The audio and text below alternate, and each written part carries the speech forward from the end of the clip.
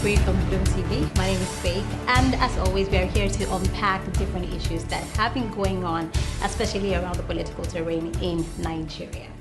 Okay, a few days ago, I saw a headline that was very, very interesting. The president declines to meet new PDP members.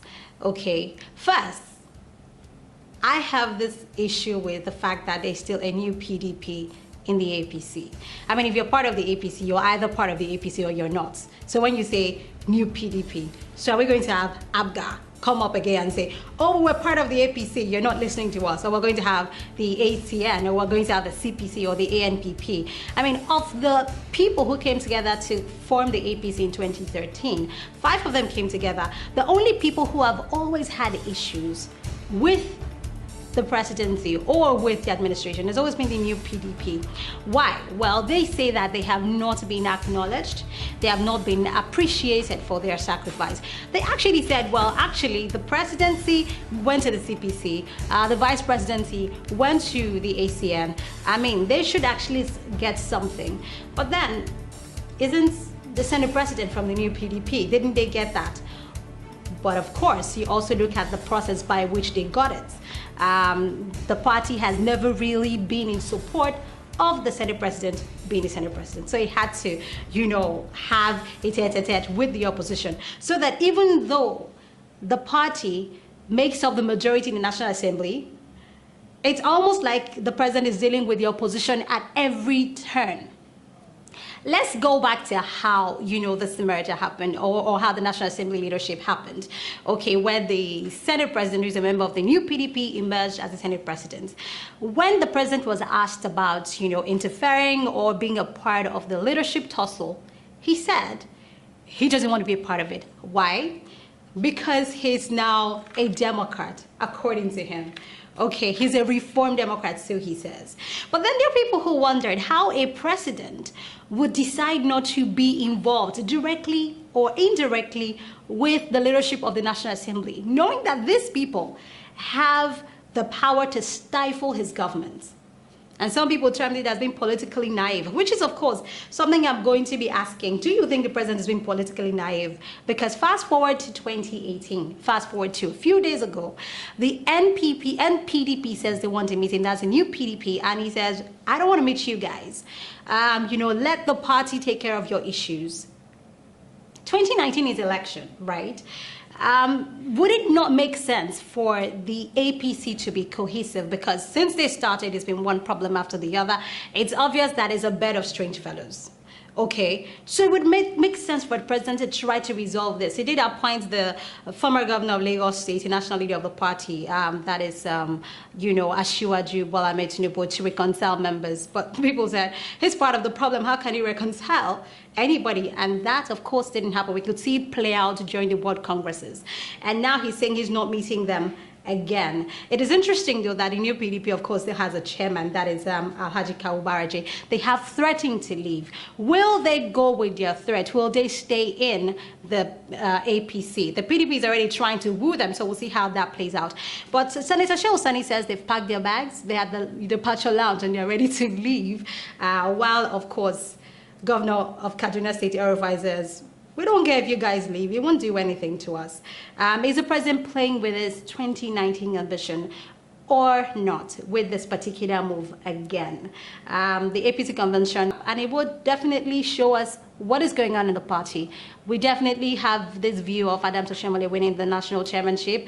It's been tipped in his favor. There are people who have dropped out for him. Will he be able to reconcile the party now or not? Some people said John Odege Oyegun did more to divide the party than ever. But is that solely John Odege Oyegun's fault? Is that solely Asiwaju Bola Ahmed Tinubu's fault? Or is it the president's fault that is being unable to put his party together? We are going to get into another conversation on the budget, and that is also something that would show the problems the president has had constantly with not interfering with the National Assembly or interfering with different factions, because he's had problems at every turn, whether it is confirming appointments or even, being able to pass a budget. And again, we are at the same issues that has plagued the budget from the inception of the APC up until now. Stick around. We're going to get into that conversation right after this. You're watching The Brief on GloommeTV.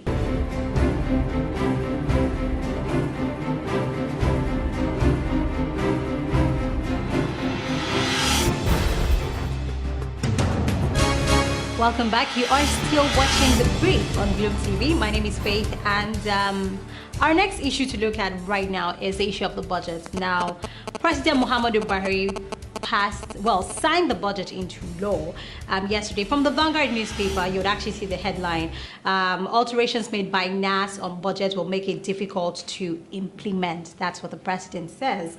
Okay, now, the issue with this budget that the president has earmarked, I'll just quickly run through them for you. He said that National Assembly made alterations. They increased their allowance from 125 billion to 139 billion. Pause. Why do they need more money? I mean, we're still talking about 13.5 million, right? That's like regular take home every month. And now they have increased their budget, you know, from 125 billion to 139 billion. That's a whopping 14 point something million increase. Why do they need more money? And of course, the executive says this is without discussion with them. Okay, so while you can have an outrage over that, let me quickly outline the other issues for you.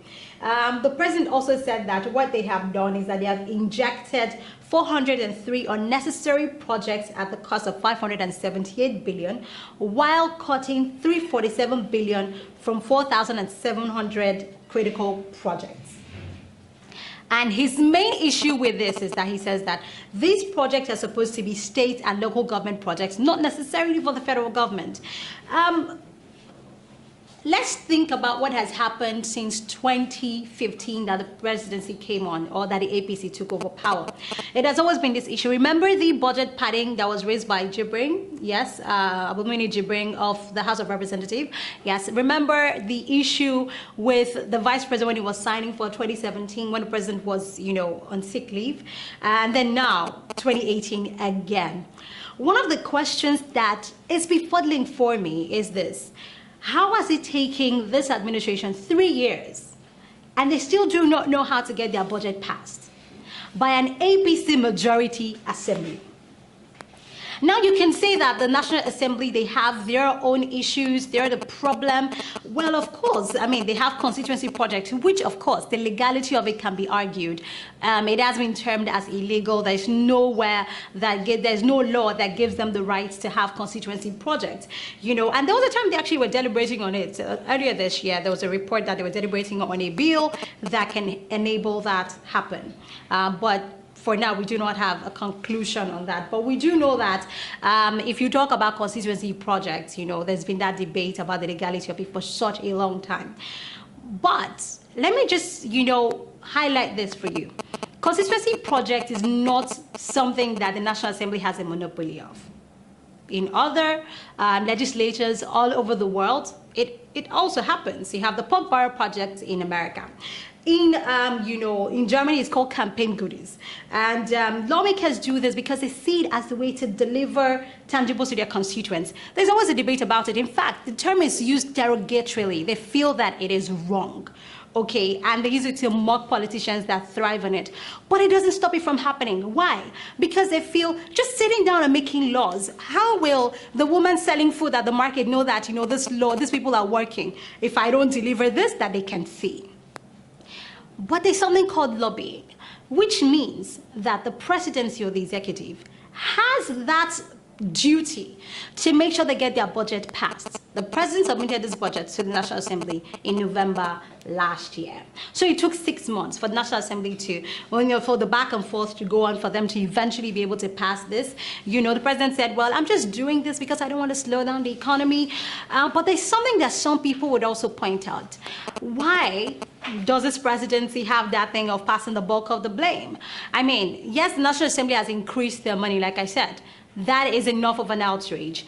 But why do you always have to go back to, well, it wasn't me, you know, it's just these guys again? We have been hearing that for 3 years. It's starting to sound like a broken record. Whatever their issues may be, whether they are wrong or they are right, the onus is on you. The buck stops at your table to make sure your budget is passed. Has he learned that? Or are we still going to be doing this? If he gets re-elected in 2019, are we still going to be blaming the PDP or blaming the National Assembly? What will the executive take responsibility for? That is my question. So whether National Assembly is wrong or right is not the issue. Whether they're doing what legislators all over the world do in trying to secure stuff for their constituency is not the issue. The issue is, what is the presidency, what is the executive doing to make sure that what they want, their own agenda, happens? Thank you for watching. This is The Brief on GloommeTV. My name is Faith, and then we will be back, of course, next time with more issues.